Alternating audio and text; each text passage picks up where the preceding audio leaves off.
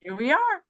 Welcome everybody to our Thursday book celebration tonight. As you can see, we have a huge community. It's someone that has been a part of our community and obviously lots of other communities, and we all get to be here together to celebrate Shyamala's first book, but not her last. And we're super excited about it. Carrying the Ocean, Finishing Line Press. I will put a link so that you can get the book if you haven't already pre-ordered it. And I don't want you to miss tonight. Shymala Dason is a first-generation immigrant from Malaysia to the US and the child of second-generation immigrants from India to Malaysia.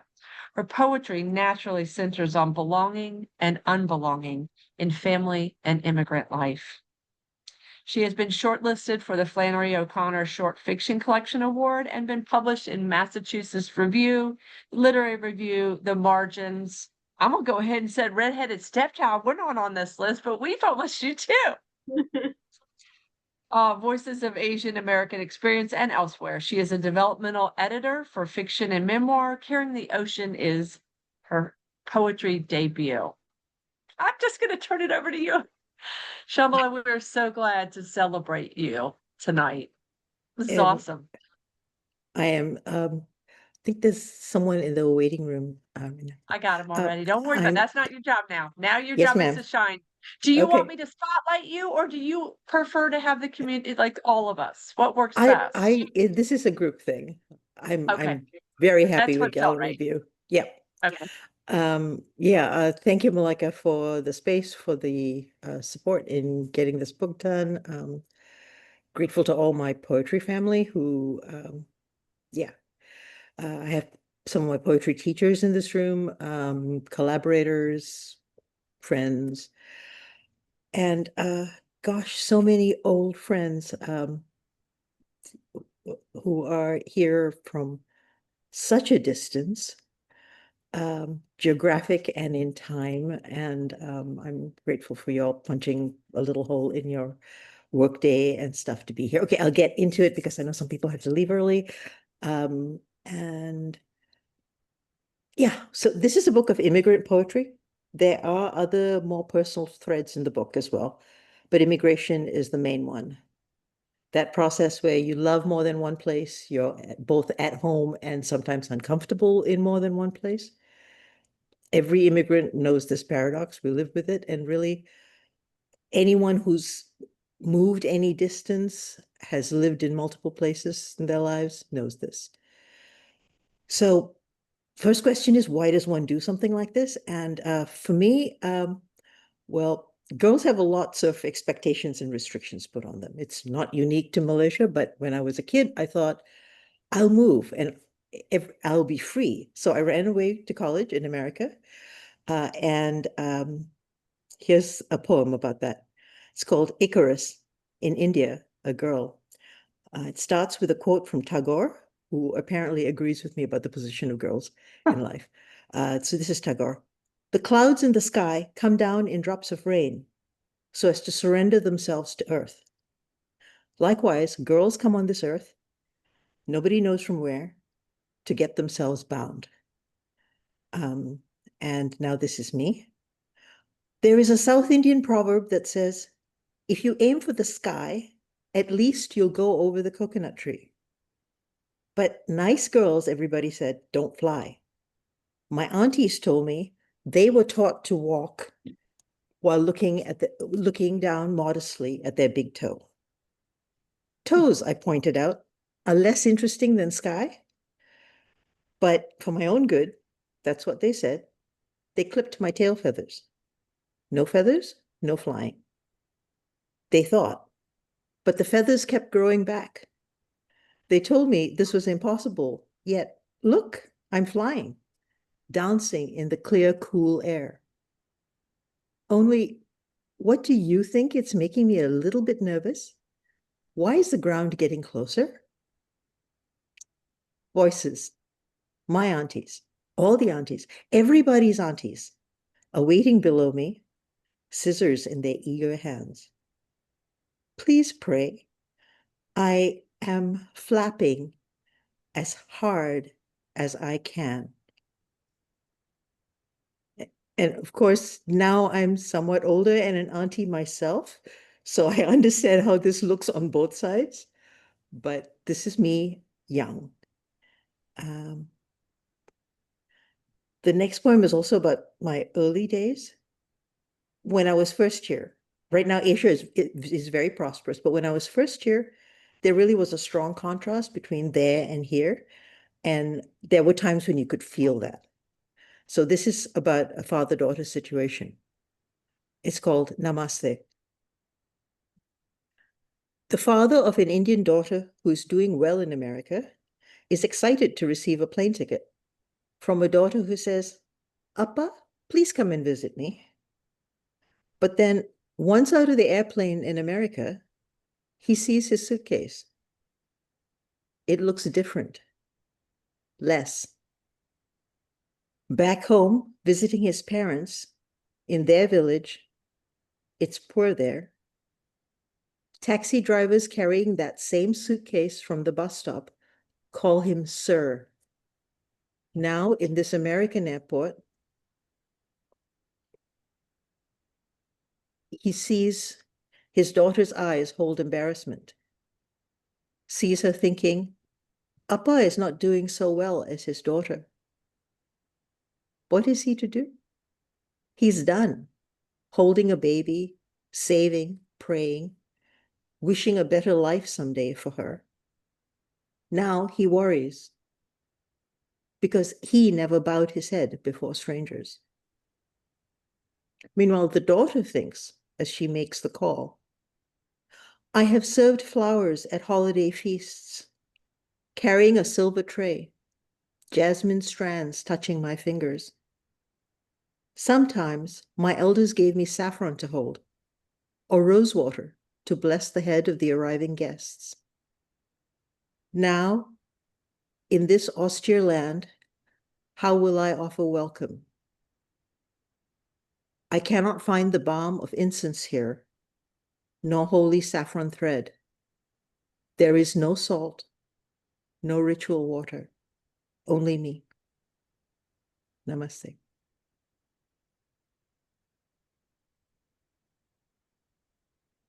So some things are hard here, but then again, some things are easier. And this next poem is about that. MGS Girls, this one is partly triggered by a conversation with Lai Chan. So it's called Dirty Shoes. And if you knew me when I was 6, you would understand why. I kicked a soccer ball in Malaysia. They put me out of kindergarten. In Kuala Lumpur, 1965, with aunties praying over me in relays, save this wild child. 45 years pass. Aunties, those alive, unstoppable, praying all the while. As I sit in California reading email, a primary school classmate, now in Australia, tells me we had dirty shoes back then from kicking stones, with our mothers mourning in a circle. Ragamuffin daughters, what to do? Emigration. Send them off to Europe, America, Australia. Tell your friends, daughter is doing well overseas. Nobody can see her shoes. Girls practicing soccer near my American home are as grubby and sticky as any boys. Ponytails everywhere, bobbing, the only sign they're actually girls. Liberated, nothing to do with jobs or voting. Our Kuala Lumpur mothers were right about immigration, benefits of overseas life. Freedom to get dirty, that's what. Running, shouting, playing.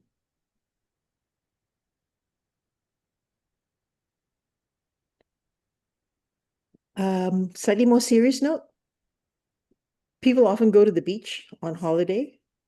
I spend a lot of time near the water, and I also find it's also good when I'm sad. Salt water is very kind. This next poem is called Long Island Sound. Long Island Sound is a tidal estuary between New York and Connecticut.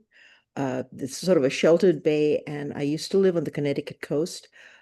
Spent a lot of time on the Sound. It was very calm, except during a nor'easter storm. Just kind of like the seaside in Malaysia is calm, except during the monsoons. There were even huge piles of seashells on the beach, which made it smell a bit like Central Market in KL used to smell in the old days. And I've actually sat there and had a picnic on top of that pile of seashells, smelling that, slightly fermented fish smell and enjoying it, which a lot of people think is weird, but the Malaysians in the room will understand. Long Island Sound. Only the ocean talks to despair, listens to silence and slow footsteps, sliding, surrendering. To fall again would be to fall not at all. Shards of pebble and shingle cannot wound feet already bleeding. It's peace to bleed where bleeding is allowed, cauterized by salt, where none contradict and only the seagulls watch, unimpressed, as hermit crabs dance amorous waterbound duets, and silent wind whip burns my skin, chills through to bones and ache of wounded limb, and heart breaking, broken, stealing my voice, almost amputee. Voiceless, I shiver, drop, tears shaken, into the welcoming, empty silence. Long Island Sound. The sloughing water neither weeps nor laughs, waiting for me to speak tomorrow. Whole again, perhaps tomorrow.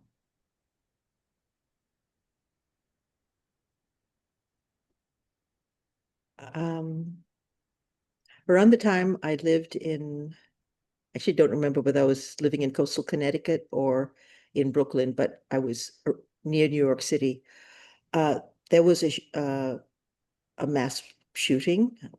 It's an everyday thing here, but this one was at a Sikh temple, so it hit kind of close to home. And the South Asian community in New York had held a vigil downtown. So I wrote this. For my niece, after the Oak Creek temple shooting, there was a mass murder of people who look like us. You'll be upset. Let me cook something for you? Sounds crazy, no? But what's an auntie to do? Food is the code of love. The more the ghee, the more the love. Here, eat one more jalebi just for me. It's not oozing oil. What a thing to say. You're so thin, simply eat. Dal and roti and saag or sambar, rice and pickles and my great auntie's curry just for you. It will make you nice and strong. Bulletproof, in fact, my child. Surrounded on the outsides by the prayers of 100 aunties, only good things can come to you now. Coated so thoroughly on the inside with ghee and sugar and food from our hands that you will know you are loved invincibly, unswervingly, and let's be honest, sometimes even annoyingly, but always loved, even if, God forbid, a madman's bullets should hit you. I am coming to the vigil tonight for the shooting victims. Are you coming? Can I cook and bring you food?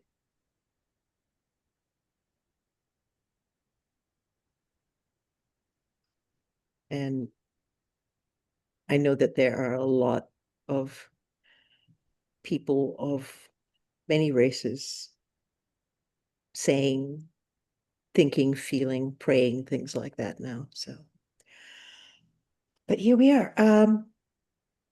This is a more recent poem, something I wrote deep in the pandemic, before the vaccines, while, there were morgue trucks parked outside hospitals and large apartment buildings. And there was also a lot of anti-Asian, anti-other sentiment. There's a little bit of World War II history of Malaya in this poem. Malaya was occupied in World War II. And then about my childhood, and it winds into the present. It's called The Color of Bones. I used to play on a rifle range when I was a child. So safe I thought I was in Malaysia, on the grounds of the military college where my father worked. my child's hands tickling guppies in the clear waters at the bottom of the monsoon drains, and on an empty field with other children,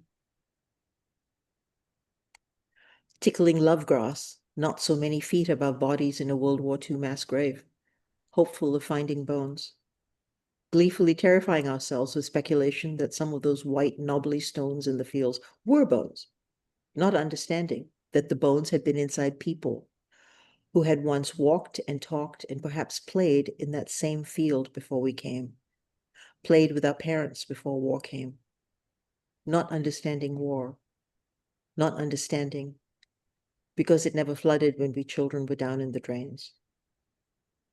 Young trainee soldiers carrying guns and lonely for little brothers and sisters gave us sweets.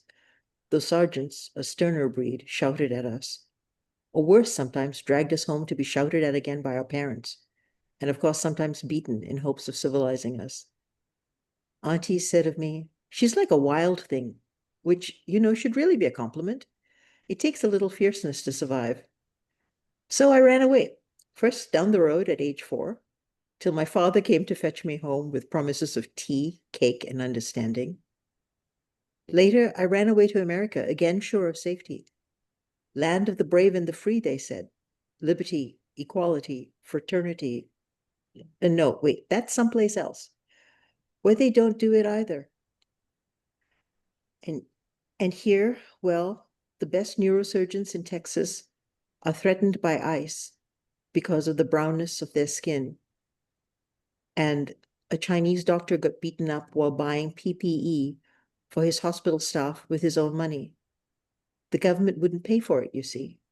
And yet they continue.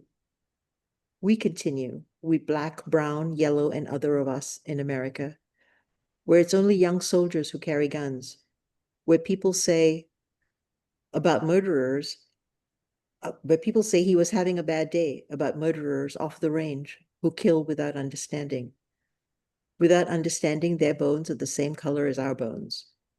And yet, skin matters. Tickle the guppies in the monsoon drains. See them swim over your hands, over your skin. Watch the love grass close at a touch of your fingers. Touch, skin to skin, and heart to heart, in white or black or every color in between. Touch, pray, love, understand. Continue. Please continue. This is the last poem I'm going to read. It's sort of a collage of memories. And I owe it to Malika because she read the manuscript and she said I needed one more poem to pull it together. So this is what happened. It's called Monsoon Daughter. 1. It is mid-afternoon and monsoon season. I am home again, briefly, from America. I stand on my brother's veranda smelling the rain coming, while my family, inside the house, discuss a function we are to go to that evening. The air is heavy with the smell of the sea, healing absences so accustomed I had stopped feeling the emptiness of them until that moment. My mother, mistaking shaken joy for grief, comes out and asks, "Why are you standing here? Come inside. Are you upset? We don't have to go to this function if you don't want to." But really, I am whole. In that moment, I am whole. 2. I remember her, a lifetime ago, urging me closer to her father's grave, thrusting a lit candle into my child's small hand. I am meant to plant it through the tangled blanket of smoldering wreaths into the friable clay beneath. We cannot take anything back from the grave, must light every candle. The air is dry and acrid with smoke as we plant more and more lit candles that tilt and scorch more greenery, on and on till black smoke drifts and the sky is no more, nothing left but choking dry air and sucking clay, holding my slippers bound. I pull to escape, understanding dryness is death. 3. Port Dickson, Malaysia, where I was born. I'm surrounded by waters whose very names I love. Straits of Malacca, Indian Ocean, Andaman Sea, Bay of Bengal. Across the peninsula, sorry, Across the peninsula from me, the South China Sea is as warm and loving as a mother's womb, except in the fury of monsoon season. Beneath my feet as I bob in the water, the Sunda Shelf, a submerged continental plate, holds all the lands around me together. The water is so shallow I could wade to Indonesia.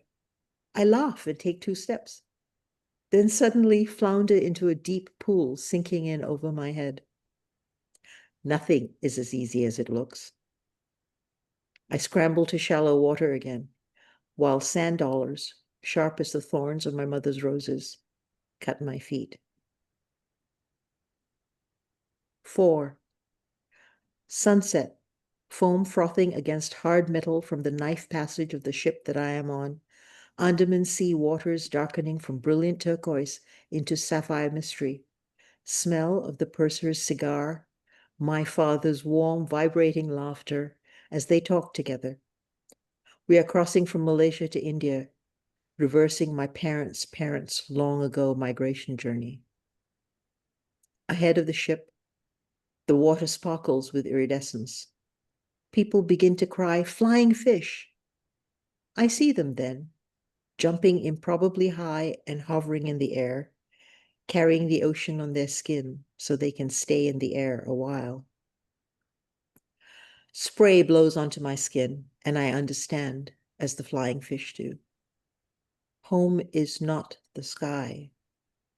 I travel the world, jumping as they do, memories dripping through my cupped hands, salt tears and monsoon dreams, and all those people who understood me not, and ghosts of all the functions I have not attended. 5. Somewhere, a child is lost to tsunami. Somewhere, a liberty drowns in airlessness. Somewhere, sea turns from scenic to sardonic suffering. My World War II survivor father, a child who had lived through tsunami, laughs, knowing another may come tomorrow, or even this next minute. He tells me about his lost best friend. Then says, "Look, there's a bird." And so shall I. I carry ocean. Yes, I love hearing that poem out loud so much, Shamala. Beautiful reading. And Thank I you. tell you, by the time you got to that last poem, it just became mythic. And I want to point out, Karen, you said something about the intimacy of the poems and yet the universality. And I think that there is a lovely way that she crafts very, very solid particulars, brings them to, and they suddenly expand out and have us all held in there. Yeah, you're gonna have so much fun, Shamala, seeing the chat section. It makes me happy to think about sending that to you. I know people must have things they would like to ask or say. Please just unmute and let's have conversation. And first off, appreciation for you celebrating with us tonight. And I'm grateful for all of you for being here and being Uh, part of Sh- the Sham, celebration, but also the life that made the poetry happen. So Shamla, all my best. You did wonderful. I love your reading. I love the poetry, the imagery, the emotions. Thank you so much for sharing your wonderful creative work with us. thank you, Ben. And like a fish out of water, I will leave this group to continue. Okay. Thank you for We're, coming. we're glad to Shymala, see you. yeah. Yeah. Go, Karen. Oh, sorry.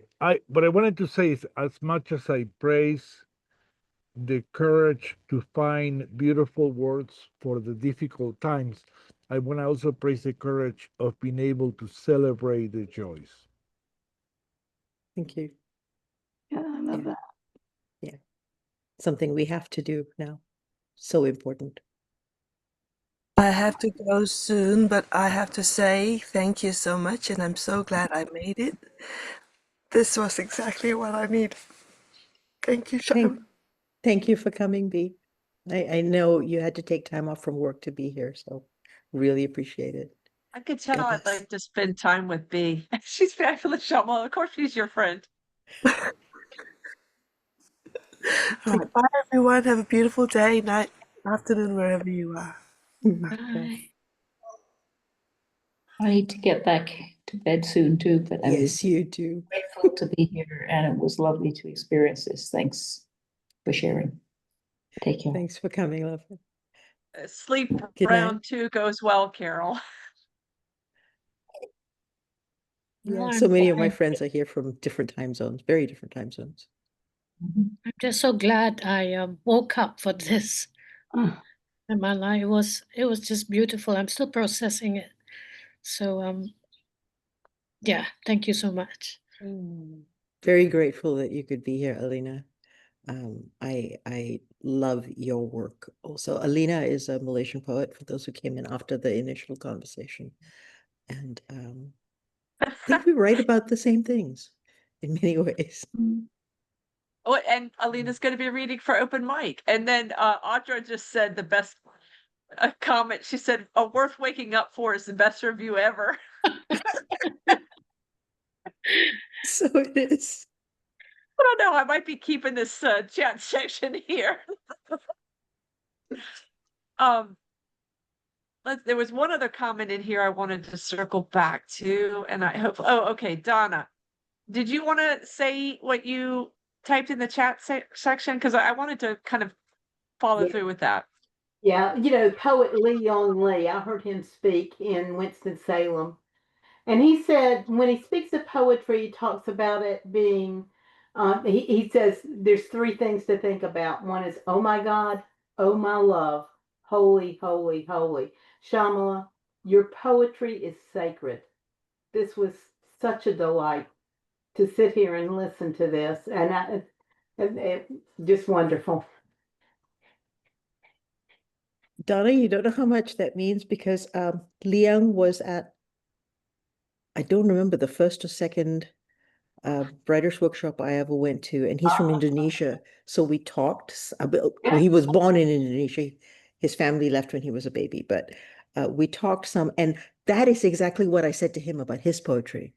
Yeah. That it felt like, the consecration of the host or something. It felt like that moment, that holy moment. I love You're that in it Thank good you. came full circle back to you. It's great to hear these poems, Shymala. Thank you, Val. I wasn't sure if I was unmuted or not. Yeah, I am Yeah. unmuted. So it was wonderful to hear those. I know your prose, but to hear your poetry was just really a delight tonight. So thank you. Thank you. Good that you're here. I want to remind everybody I did put the link to Finishing Line Press to get Carrying the Ocean. And overseas friends, I have figured out the mailing now. If anyone wants the book, contact me directly because it's very expensive mailed by the press. But we can make it work. And Val was at we met at the Brockfort Writers Forum half a lifetime ago. Yeah. In That's the a fiction small section. world because Yes, it is, because you're all in North Carolina. North Carolina. I was gonna say yes. Small world. Yeah. And Val and I are press mates on Press 53. Yep. So yeah, that's crazy. I did not know you two knew each other. That is For awesome. decades. Yeah. Yeah. Does anybody have any specific questions or Yeah, I'd any like other? to Shymala, can you Yeah. just tell us a bit about how long you took? Did you write over years or because the Yeah. poems were from different times? Yeah. So it's a terrible thing to say in a room full of poets, but I always thought about fiction as the serious thing and poetry as the thing I did for myself, as opposed to the thing that was sort of work. So I've written poetry all my life, but I didn't try to put together a book of poetry until quite recently. And actually it was partly the pandemic, and then I had cancer. And so I was leaning during the pandemic, poetry, virtual arts communities happened, and poetry was an easier form to take to those communities. At that point, it was the South Asian subrift communities that I was very active in. And then when I had cancer, long form stuff doesn't work, but short form stuff, you know, you need, oh, the people who have had to deal with this are all nodding, you know, but you can write a little poem even sitting in a doctor's waiting room and it keeps your head on straight. So when I look for a common thread, you know, but it does cover a long arc of time. Thank you. It's a great question. Yeah. You say Yeah, it keeps thank you your for head that on question. straight. You said it keeps your head on straight. I think you could have put a period after on. It keeps your head on. It does. But Emily Dickinson says that we have to take our heads off to enjoy poetry. Didn't she say that, you know, if a poem takes her head off? But I like the idea of keeping it on. The poems are beautiful. I think what she actually said was that a great poem blew the top of her head off. Yeah, I think so. She says, I know it's a great poem if it blows the top of my head off. There we go. Teamwork. I want to say, you know, it was wonderful to see that all these poems, you know, when you were first starting to put the book together, it was already like interconnected. I think that sometimes our unconscious kind of knows what we're working towards. And I remember when you came with the title Carrying the Ocean, and I can't imagine a more perfect title for this book. Okay. Yeah, that's a great title. Yeah, they're contemplative. Yeah, and the title is perfect for sure. You're going to have fun reading these comments, Shymala. I'm trying to keep up with them to make sure that I've addressed anything. If there's a question that I've missed or a comment that you want to say out loud, please jump in. I think you helped pick the title, Malika. I'm not sure. I think I sent you a bunch of titles. and then I sent you the manuscript because you have not enough to do. So somebody should drop a whole manuscript on you and say, please read this. Those are the things I love. Susie Q. Smith read the whole thing too. So I have generous friends. You have admirers and friends, all of us.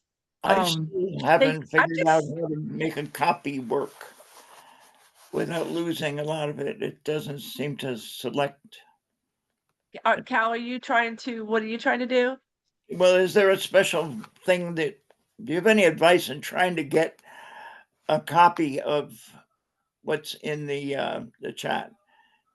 Because when I select it, it never comes out right. It's oftentimes there's a way to just get to if you go to the 3 dots next to the book, do you see that? Right. Yeah. You should be able to save from there. Yeah. And if you can't, I'll probably have to do that another time, Cal, because I want to make sure that we have enough time to get to open mic. And I don't know a quick way if you can't get to the 3 dots and save it. It does save it. And I think I had a couple of friends just pop on.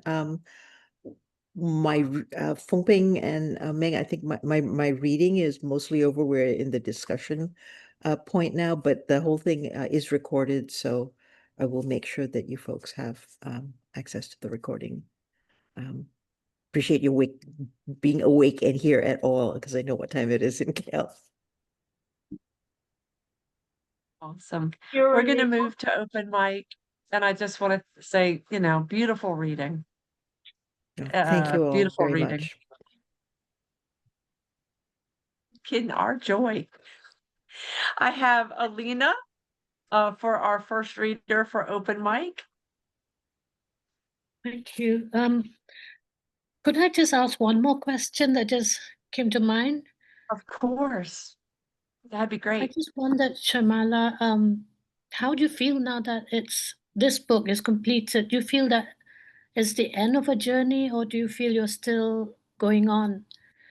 Going on, definitely. I mean, I'm writing. Actually, the next book is Regina Garcia gave me. We were talking about low carb diets, and Regina said God would want you to have bread to eat, or God would want you to eat the bread, or something like that. And a couple of days later, I was at a bakery that was just transcendent, and I saw something, and it was so beautiful. So the title came into my head, Grace in Your Mouth. Lovely. Which, and we're Malaysians, we're food obsessed, but also grace in this time. And a lot of my poetry has food in it, and it has spirituality in it. And so, yeah, definitely in process. I'm so glad to hear that. I'm glad you asked that question, because again, we're working with archetypal material. I mean, it's just the tip of the iceberg, all your layers of meaning. Also, can Regina be an angel in one of these poems? Oh no, see, Regina, I I'm love not gonna it. I'm not gonna tell stories out of school, but there is a poem coming. I feel it. I can't wait. I can't wait. Thank you for asking that question, Alina. And now we'd love to celebrate your work. Thank you. I'm going to read a poem called Malaysia, which I think in a way responds or takes off from a lot of what Shymala's beautiful poetry, providing a kind of counterpoint or maybe a conversation. Just to let non-Malaysians know, I'm going to mention a place called Penang, which is an island within Malaysia, and also PD, which stands for Port Dickson, which Shymala mentioned that she was from. Yeah. So the poem is called Malaysia. In the dusk, two neighbors speak across the fence, their faces unseen but their voices lilting the dark. Their words fall through the air like petals and incantations. May 13, racial harmony, Bumiputra, Johor, Pendatang, ISA. And also Roti Canai, Mama, Kelantan, Rambutan, Sayang. Not just their words, all our words, twine around not just their hearts, but all our hearts, with us all the time, an unseen grid on which we find our lives. But move beyond thought, beyond will, beyond the sounds of words so lovely you can lose yourself in them while meaning falls away. Perlis, Ibu, Rindu, Kinabatangan, Awan. What I need now is not just the old ways of knowing you, not just the definitions, the histories, the explanations I have carried with me wherever I've been in the world. Move me past manifestos, national declarations, the stories we keep telling ourselves to tell us who we are and how we came to be. Who we are is distance, where we are is lost, and the old stories wander around like dreams without their dreamers. Move me past meaning, past memory, past love even. What I need now is to have you woven through my blood like the evening wind laced with an approaching storm. Let the haze of sweat and strain and longing that hovers over the streets of KL infuse my skin, my dreams. And whatever tenderness I may encounter in the world from now, let it always feel a little like the soil in which our fruit trees grow. Dark, damp, comfortingly heavy in the hand. Stain me all through. And whenever I am severed from myself and the world, come upon me like the afternoon sun lying full length on the inert brown sea in Penang at PD, disinterestedly possessive, sweepingly exultant. That is gorgeous, Alina. Oh, Thank you. somebody just said beautiful image, beautiful music, beautiful reading. How beautifully soulful. Alina, make sure you read the comments. You have a lot of us. Just thank you. Thank you. Thank you. I'm gonna head towards you, Christy, and I remembered to pause. I just I had have another have friend Karen next. just came in. I just wanted to say my reading is over. We're in the open mic now for people who just came in. Okay, well, this is a very brief poem because I am doing the Poetry Postcard Festival, so I'm trying to rein myself in. It's challenging, y'all. This is Breath as Defining Moment. Today I write as breath, as respiration, taking in and brimming and releasing. Again today I write as if alive. Oh, that as if. Well, you know, at first I was going to say don't rein yourself in, but I'm going to have to say I enjoyed that as well, Karen. Well, Yes, it's still Karen's work. I can feel it. it'll fit on a postcard. I love it. When you do finish a postcard, remember, we like seeing those too. I think we have done that over the years. Every once in a while, we've got to hear the poem and see a postcard. So All right, I'll keep that in mind. you could do a whole poster board. Be happy. Cal, I have you next.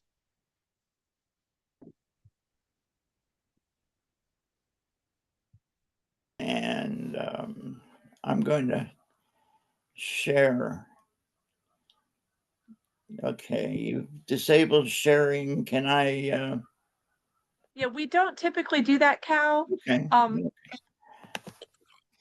Because it means like sharing, you know, the co-host things. All right. That's Is it necessary for the reading? No. Okay. No, it's just I just prefer it. That's all.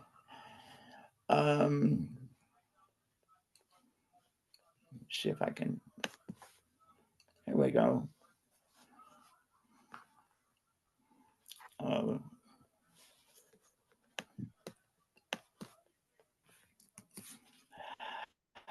Okay, this is about my favorite writer. Actually, Jack Kerouac is my favorite writer.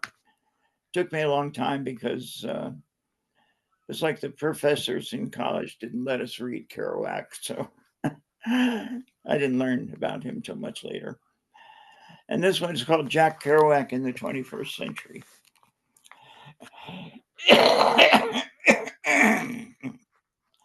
The so-called father of the hippies is old now, and he feels it. Hasn't had a drink since he sold his old typewriter at an antique shop for 2 bottles of cheap muscatel. It was 1969, October 21st. That night in St. Pete, he passed out, woke up in the vineyard, the San Joaquin Valley, married sweet Terry, helped raise her Mexican son. 1930s McDonald's. Exact same campy uncanniness as. Sorry, Cal, if you can back up a little bit and then start again. Sorry. Just a reminder to mute.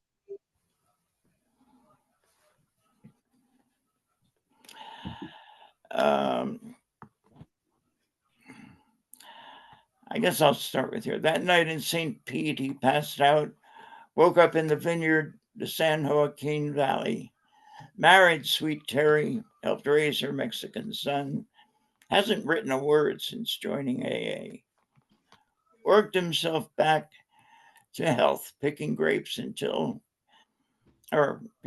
with Terry and the boy. He watches sports on TV and taught the kids to play football like he did. Star halfback at Lowell High School and Columbia College. He misses his old friends, those Dharma bums. reads their books and laughs at how it all turned out. And he's satisfied with his roots in the hot soil, thinking about another trip, thinking he knows the road now, not the big red line from point to point, but the twists and turns. He studies online maps, has excited gut butterflies turn to dreams. But now old Jack has no desire to go, just the fondly remembered movies that play in his clear and sober head. Thank you. Thank you, Cal, and it's clearing sober head. Also, somebody, it was Cindy brought up, you might want to look up the 10,000 Maniacs song, Hey Jack Kerouac. Good Oh, to really? make sure, yeah, check the chat section, Cal. I I will do have, that. Judy next. Okay. I am first generation American. My parents were both from Eastern Europe, and I have so many immigrant poems, I don't know which one to choose. So I was looking through the most ancient of my books. This book was published in 1991. It was called Shadow of Wings. It's my very first book, and there's one poem in here that I will share with you. My mom was a very urban person. She was born, but probably didn't remember this very small town in what is now Ukraine, but was the Austro-Hungarian Empire when she was born, and then lived in what is now Lviv, what was then called Lemberg, in the Austro-Hungarian Empire, and then in Vienna, and then came to New York. My immigrant mother transplanted. She always seemed at home in the city. Pushcarts bloomed in the alleys. Black flakes spiraled down from chimneys, eloquently as snow. She waded fearlessly into the litter of subway toilets. She shooed it away like a mongrel. Out of her purse came ready Kleenex and consecration of the seat. She watched the seasons on a single fenced tree. Now we take her to the Sierras, offer her nature close up. On the way, she praises mountains, Tyrolean forests, where flowers grow at regular intervals, and the grass is as clean as the sidewalks of Salt Lake once. She sniffs the idea of the air in the air-conditioned car. When we stop, she takes a polite breath. Ah, mountain air, refreshing. And when we suggest the quarter-mile stroll, easy, pine-forested, cool, she walks quickly, as she used to in dark alleys, pulling her shawl around her in the yellow dust of pines. That's gorgeous.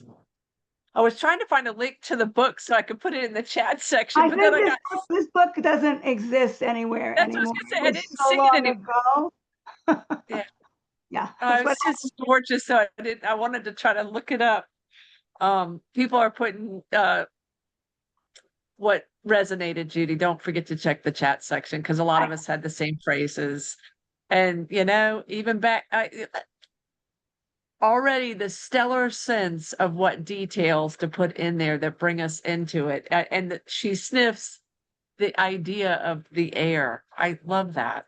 very much. I have, so it's just made me feel like I met her. Yeah. Margie, I have you next, Margie. Yeah, such an alive poem. Thank you. After that poem, I'm gonna switch what I was gonna read and read one that touches on immigration. This was also about kind of a horrifying 10 minutes I had when I thought I lost my daughter on the beach one time.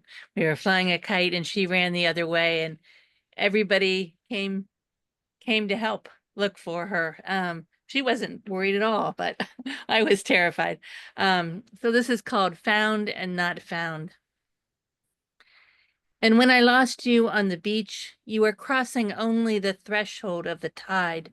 The Atlantic, not the Sushit River or the Goff. And when discovered 10 long moments later, you raised your small hand and waved, unaware of the terror in a parent's empty arms.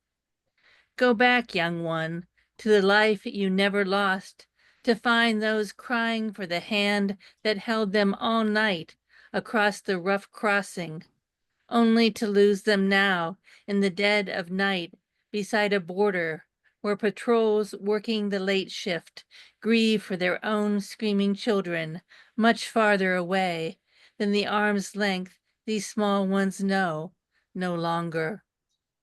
Lost child of mine who grew up to flee far beyond the search for sand dollars and shells, hover over those unprotected strangers, as tiny as you were, when the great ocean roared its omens and you turned quickly back into my seeking arms, aware only that someone larger than you had desperately called your name. Go now, do the same. Beautiful. Oh, that is beautiful. Hover over those unprotected strangers. It just really hit my heart. Thanks, Margie. And that's one of the things I think is so great is that people do, I've oftentimes seen us start conversations with each other's work. And Marjorie, that was continuing conversation. Thank you. Donna, I have you next. Okay. I think a lot of you know I've shared in the past a lot of poems about my mother who had dementia, and she passed away last March. And it's only recently that I've been able to write much poetry about her um, since she passed. And this is one of the poems. Not being with my mother in her final week. I could not be there when she was told it was okay to let go, and I could not be there as the family moved her belongings out of the nursing home to save a day's rent. I could not stand by and watch her heavy chair, the one that helped her sit and stand, leave the room. It surely would have been too much to face her when the painting of my father, gone now 16 years, was removed from the nail. So I stayed as far away as I could from the sound of her stubborn mahogany dresser laboring past the door, scraping the floor as it passed her by, the drawers still full of her. Donna. You know, we always say that our open mics are the best, but y'all are taking it up another notch. Somebody just said, oh yeah, Cindy said, such a talented group, this open mic. Yeah, the drawer's still full of her. That hit me. All right, people, go ahead and burn the place down. I have Regina next.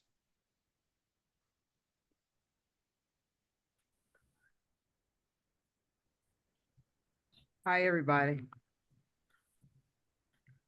So I woke up this morning, and after looking at my Facebook, I thought, when is the devil gonna stop?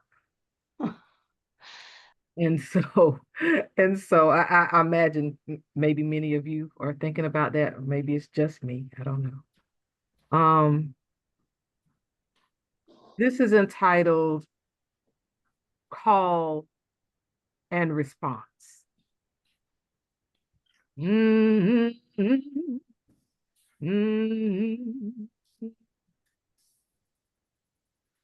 There is something about the climbing of the rising rhythms of my people and the people of others, and the opening of doors once shut, where our wise, long gone, sleep.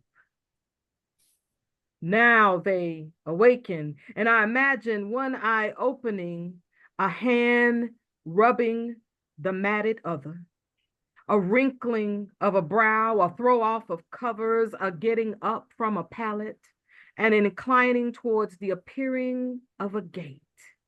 Appearing through the entrance, a widening of the eyes, a thrill of invited happiness, or the alarm of entreated assistance born from prolonged suffering. or abnormal fear.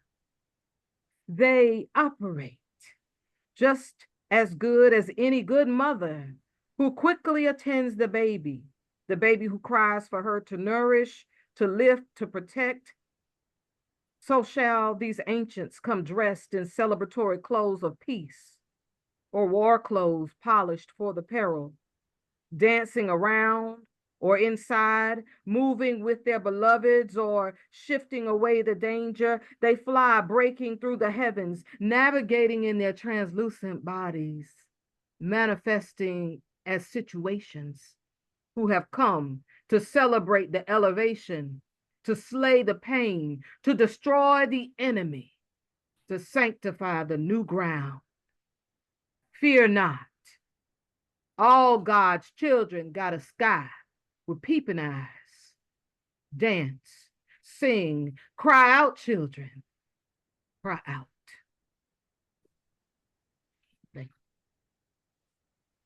Ah, so good, so good. Yeah, I, I'm going to read what Juan wrote because I don't want anybody to miss this. Dear Regina, the cadence of your verses are like a cradle that insists I stay awake. Come on, Juan. Damn it. So good and so true. I have the lovely Madalasa next. Let's see if I can find you. Make sure you unmute. I'm unmuted. All right, hang on. Let me get Good. this. Outside the blue truck. Hang on one sec. I gotta.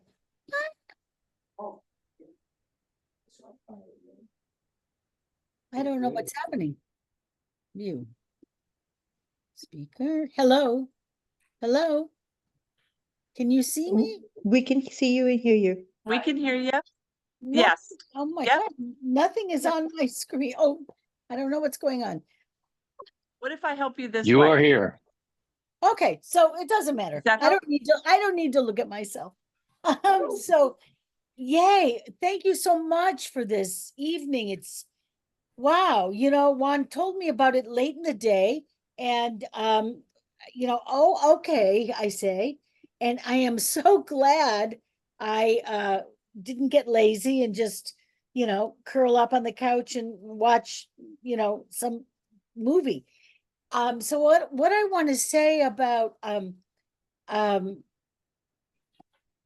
Shymala is that your poetry was so, for me, you took me back to Malaysia, and and for my whole, I don't know, theory of poetry is to create place for people, to create a place where they get what's going on, and you really did that. I've never been to Malaysia, obviously, and you took me right there, and on so many levels, just the place, how it looked, how it felt to you, how it smelled, how it tasted.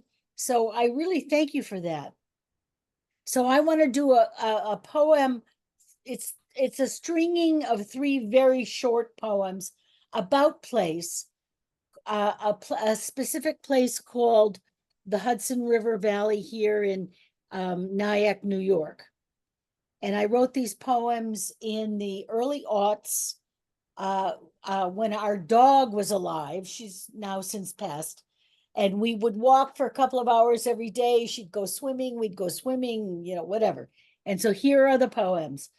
And they're entitled Whales, Woodchuck, Copperhead, and Cranes.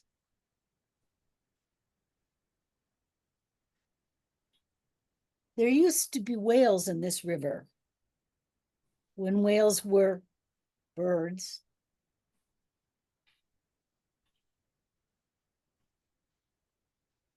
So small, so wet, bewildered, a balloon, losing air. Hello, little one. This is no place for you. Such long fingers. Such long toes. One small, fragile fist. Goodbye. Goodbye, little one.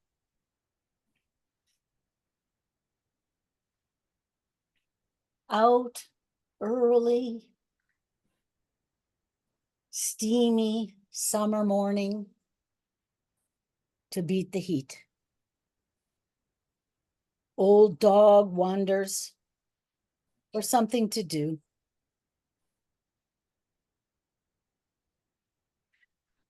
Silence slivers.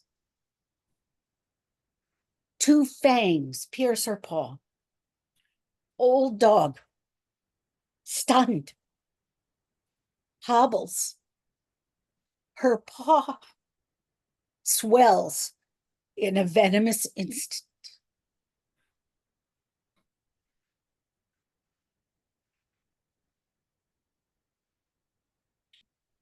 Just this side of the rocky beach,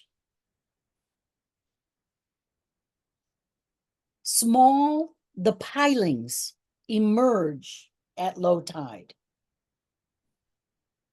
Cranes take their seats, one to a stump.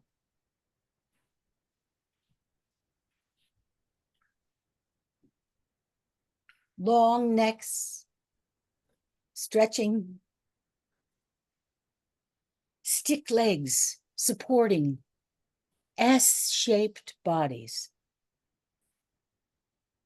If I'm lucky, one or two of them might open their arms, their wings, feathered angels, and slowly, slowly turn on their tiny twigs. A celebration, a blessing to the morning sun. Thank you.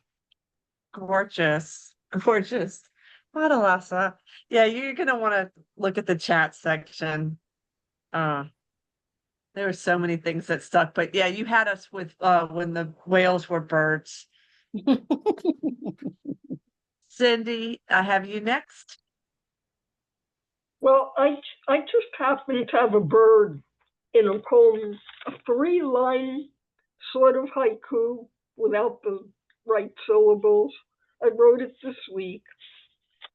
I'm going to read this along with 2 other very, very short poems. But this is the one I wrote this week. And I'm known for, I don't write echo poetry, and I'm kind of snarky when it comes to echo poetry, but this is what I wrote. It's called Non-Human Nature. Don't you dare say that echo poetry is full of birds, although it is. I got Madalasa's bird in me. The other 2 are equally as silly. They're for 2 of my favorite poets, hopefully 2 of your favorite poets. They're old poems. This one's for Walt Whitman. As some of you know, as Juan definitely knows, I'm a copy editor by trade, so I like to edit people's poems. And Whitman tends to be a little long. So I wrote a poem called Cliff Notes for Whitman's Song of Myself, or How to Pare Down 52 Stanzas into One. Grass, workmen, equality, yorp, yorp, yorp, boot soles. Any questions? Someone who a professor friend of mine who teaches in Massachusetts read that to a class she was giving on Whitman, And after the kids heard it, one kid said, well, if that's all we have to know, why do we have to do this class? Anyway, the last one is an homage to William Carlos Williams. So much depends upon a red wheelbarrow. No, wait, it's the blue one that everything depends on. And when I wrote it, I had no political intent, but I see that it's good for now. So those are my poems. Thank you. Cindy, you know, you're going to see this, but your humor and your wit is always such a pleasure. And I love to see what you're going to do with something too. Oh, so good. Michael Jennings, I have you. There you are. I see you now. Okay. Can you hear me? Am I You are audible? perfect. We can hear Okay. you. Well, I love these poems. I love the journeys. I just wrote a review of 3 little books written by a British Taoist poet, also very much a Jungian, called Imogens, and it's 1, 2, 3. They're tiny little books, but they make an argument for the cosmic soulfulness of poetry. So they're quite inspiring.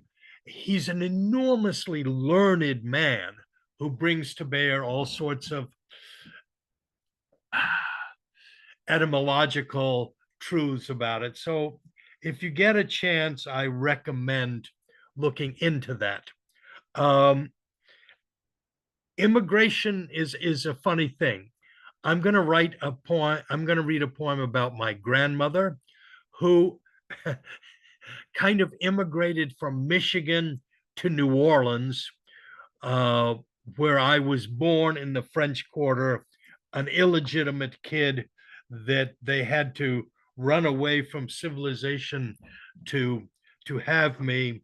And she became kind of the top industrial relations person in the South, even though she had to falsify all her degrees because her brothers went to Yale, but she wasn't allowed to. And when she died, I wrote this poem about her. It's an Italian form I use, more or less, a free canzone. And in the first line, I speak of gullah talk. Malika probably knows about gullah. It's a Creole spoken off the coast of Georgia, and my grandmother had a hobby horse that felt that New Orleans Creole was related. So that's where the first line comes from. This is called Mary, 1901 to 1991. In that city of black iron lace and gullah talk, sin sashaying in shadow, I see you walk down Pirate's Alley, the quick click of your heels too episcopal for the tolling of St. Louis's 12-tongued bells. A tea rose in a carnival of azaleas, white-gloved, sky blue, crisp as your forebears of Sloane Square, yet frankly forgiven in the not quite sultry air of Easter, taken in by the wide river mouth patois of slithering shadows on darkened stairs in just glimpsed courtyards, and swallowed whole in the black rivers of music, sirening souls, palaces of jazz joy, the air thick with spangled night, a slur of voices and footfalls on the wet black street poised in midsummer, Bourbon, Decatur, great boozy names rolled deep in the throat, a swill of voices like the night's breeze, tropical, luscious, and yours in the plush garden of wrought iron chairs, crackling like a voice on the wireless, matter of fact as a boot sole, yet fluttering, fluting its thrill of the just so. You were my first mother in that city of flowering nights and sweating patios, duplicitous, cunning, sometimes mad as a hatter. You undermined your own daughter to hold me in the tight niche of your charms, there where Lafitte strode and Napoleon's death mask stared ceilingward. I see you flash, old outlaw in a city of outlaws, sainted in a city of saints, queers, reprobates. You gave me awe and madness, a taste for all things stained and fallen. You were my New Orleans. Your chasteness, the flip side of the stripper's martyred gaze, the sagging, wistful gaze, your courtiers, the wisteria, your bloom. Mary, they called you. Mary of the crossword puzzle and afternoon tea, Mary of the rocks, Mary of situations, whose fall from grace, divorced, shunned, a bastard grandson, and a strident, quick-tongued daughter, was resurrection in a place of flowers and music, of terrace talk on the floating hills of passing nights. I learned to walk, your hand in my hand, your electric voice in my ear. Even over years, your letters came with the same click and stutter, your angel signature, the relic of some old family joke I never quite got. The velvet bulldozer, your doctors whispered near your death. Your shingles punished you for years. Your retinas detached. Your hearing failed. Only your mind kept ticking in its queer act of will. In the end, you were vituperative and genteel as any Southern belle. Nurses scuttled, doctors deferred, but even their regard could not hold you forever. You died with a small sigh, white in a whited field. Yeah. Thank And you. now all I want is of the velvet bulldozer. I want that as a t-shirt to remind me. That is just spellbinding. Make sure you read the chat, Mike. I don't want you to miss the comments. Okay. Oh my gosh, you people. Next I have Juan.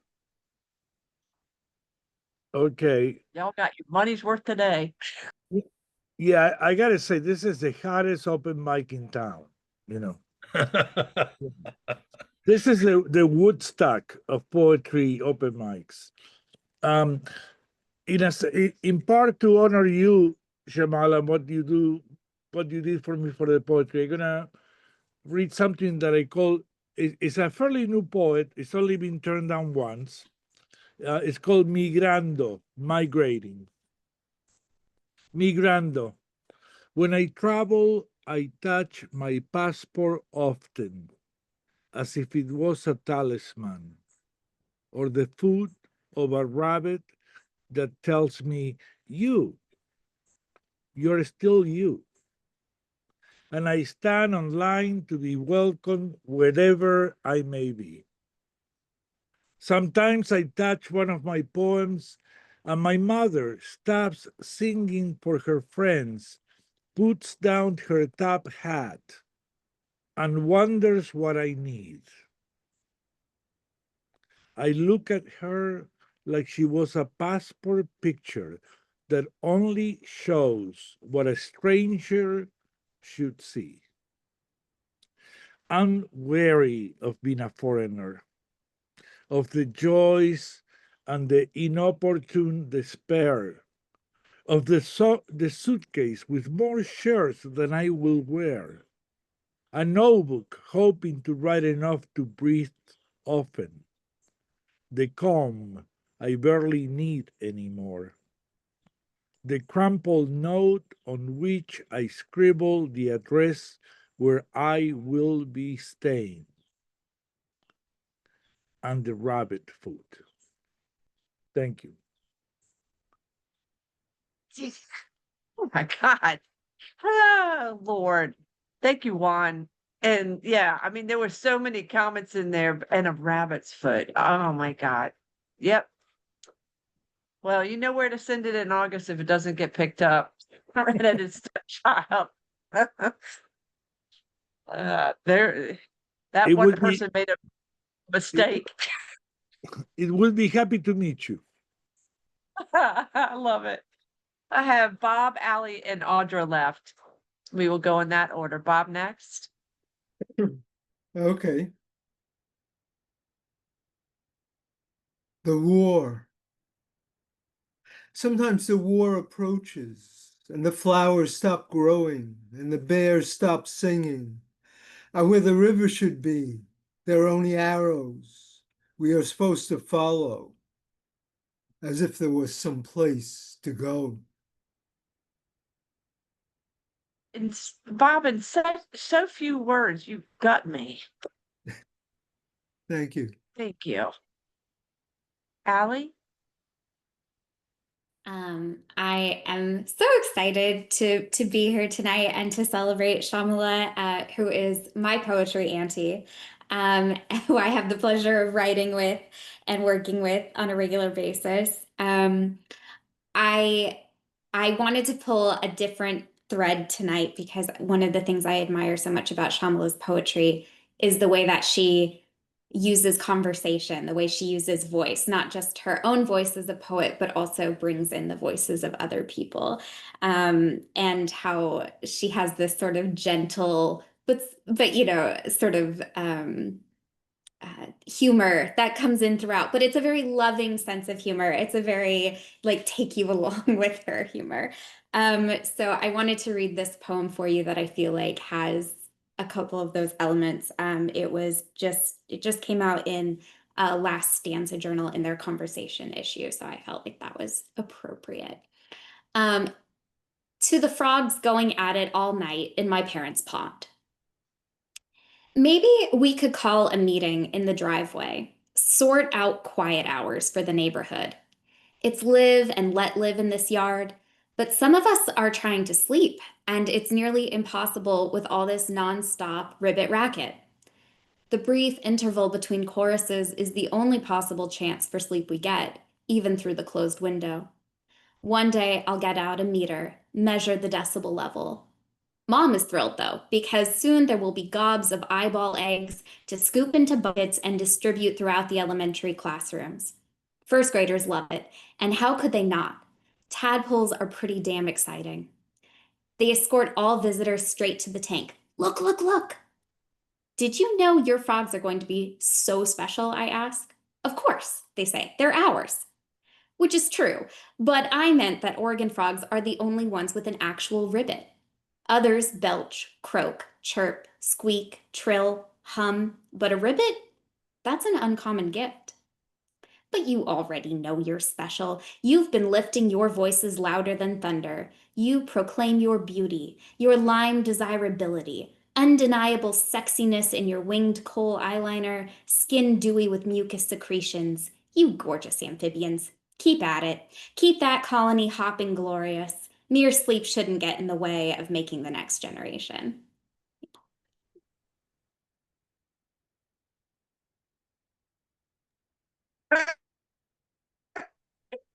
Allie, you are so fabulous.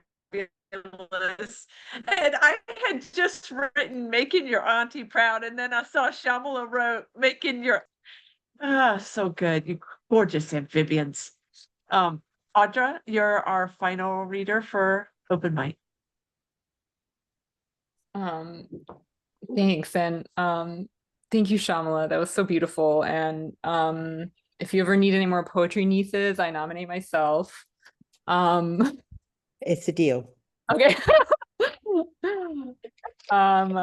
I'm gonna read, I wasn't ready, but I picked a poem to read. It's called Sequins Stay Sequins, which is taken from a Jane Hirschfield poem called Counting This New Year's Morning, What Powers Yet Remain to Me.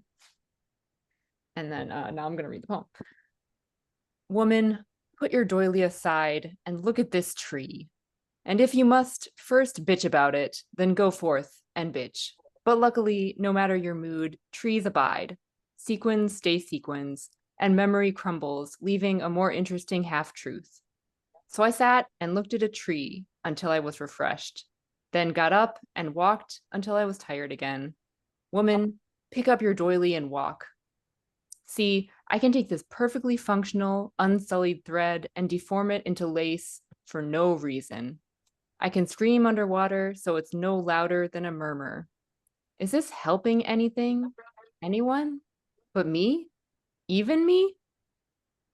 Today I went to work, but I mostly hung out with my friends, trying on earrings, shooting the shit. That helped on a lofty, cosmic scale, I suspect. I offered an apple to the goat, who took a dainty little bite like a human. A ripe plum fell right into my hand, delicate as a spider. The tree turned so sharply, I could not even follow it.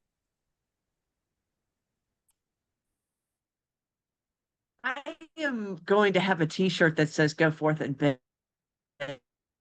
I just had so much I need an extra. enjoyment from your poem. Just I like. love it. I need one extra large.